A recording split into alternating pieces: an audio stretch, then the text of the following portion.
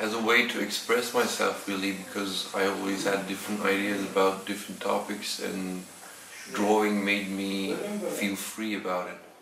And so I started designing these cars on my own. And I first uh, got it when I maybe middle school. I was watching Chip Foos on Discovery Channel, and how he created what he had in his own mind just really amazed me. And how we can just express these feelings freely made me feel comfortable and excited.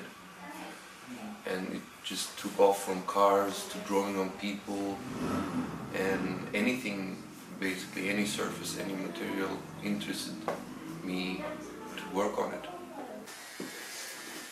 Heritage is really important in what I do, because most of the things that we have to know about the skin, human skin and human body, comes from people who've been doing this for a really long time, and they learned this from someone who's been doing this for a long time ago. So heritage plays a huge role in what I do and how I do it. So I always look back how people have done things in the years back, what they used or how they do it. Well, in what I do, I can get influenced by anything visual. Also, music plays a huge role. I work with people, and I work on people's body, so they influence me most of the time.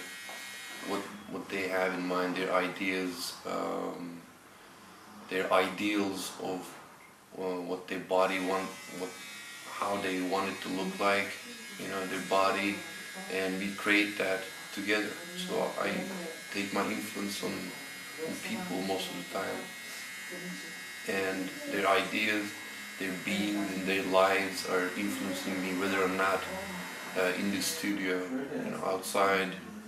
I get to talk with people about tattoos every day.